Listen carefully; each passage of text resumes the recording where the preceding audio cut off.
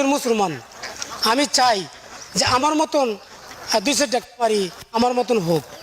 যদি কোনো জিনিস আপনারা জানতে চান, হাঁসের সম্বন্ধে হোক, জিরো বাচ্চা সম্বন্ধে হোক, ইনশাল্লাহ আমি আপনারা তথ্য দেব। আর কামারি যদি লাভবান হয় সেক্ষেত্রে কিন্তু আমরা লাভবান।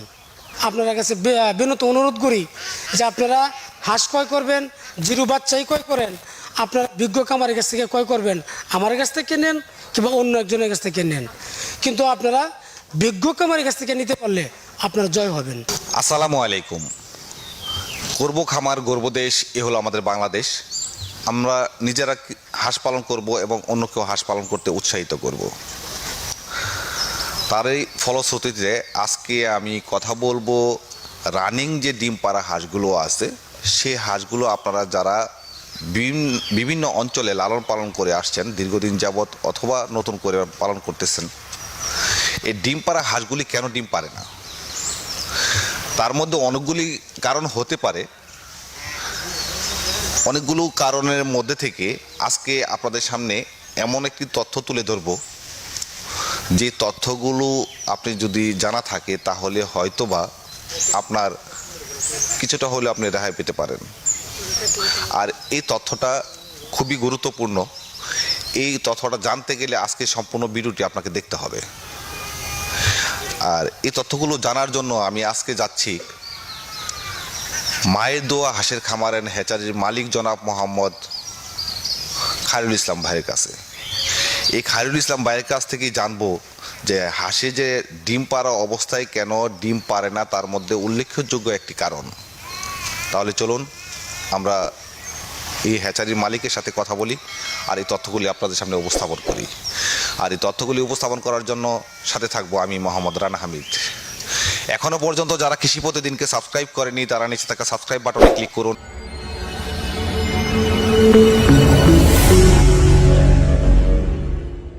আসসালামু আলাইকুম দর্শক ভাই, কেমন আছেন?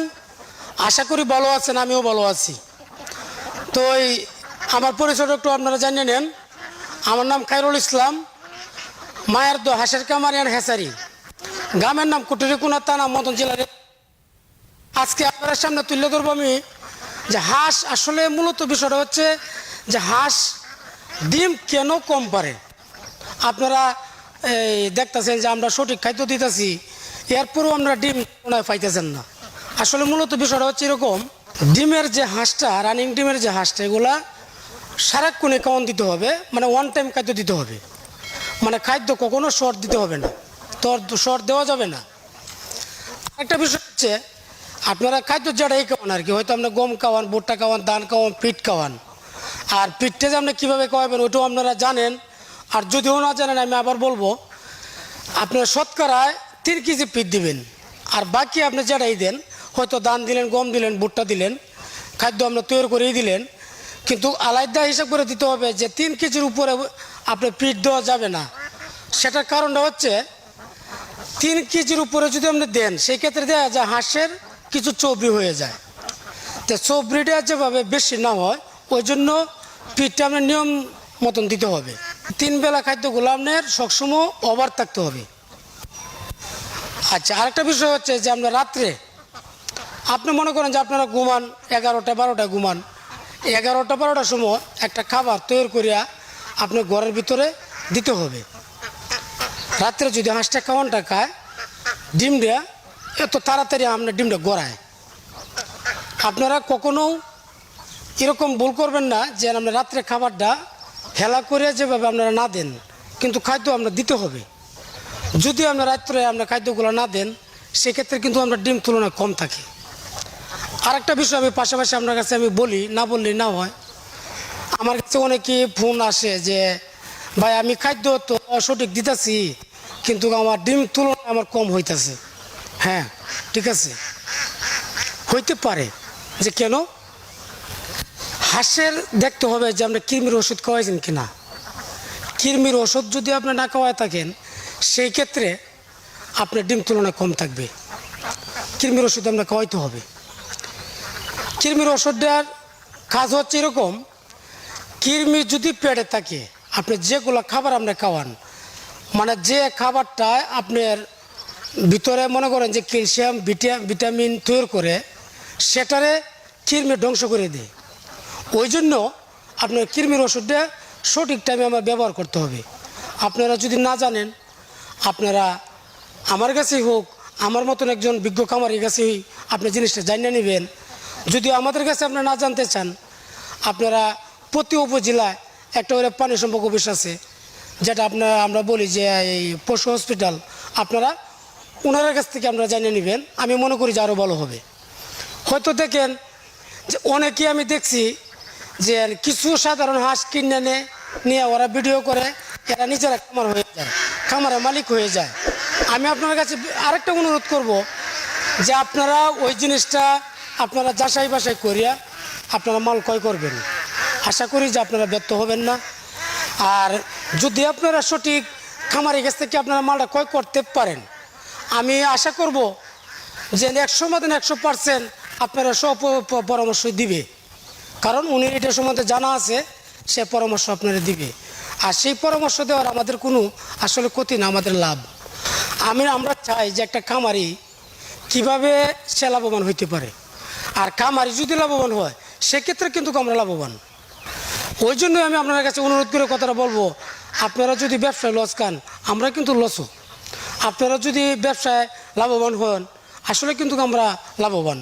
তো ওইটার জন্য আমরা আপনার কাছে বিনত অনুরোধ করি যে আপনারা হাঁস ক্রয় করবেন, জিরো বাচ্চাই ক্রয় করেন, আপনারা বিজ্ঞ খামারের কাছ থেকে ক্রয় করবেন, আমার কাছ থেকে নেন কিংবা অন্য একজনের কাছ থেকে নেন, কিন্তু আপনারা বিজ্ঞ খামারের কাছ থেকে নিতে পারলে আপনারা জয় হবেন। আপনারা টাকা দিয়ে আপনারা মাল ক্রয় করবেন, আপনারা বড় হাঁসি ক্রয় করেন, এই 5 মাসেরটাই ক্রয় করেন, 6 মাসের হাঁসি ক্রয় করেন, জিরো বাচ্চাই ক্রয় করেন। আপনারা সবসময় একটা জিনিস আপনার মাথায় রাখবেন যে আমি কোন জায়গায় কথা বলতেছি, আসলে কি অরিজিনাল হ্যাঁসারিওয়ালা, হ্যাঁ অরিজিনাল কামারিওয়ালা, ওই জিনিসটা আপনারা একটু খেয়াল করবেন।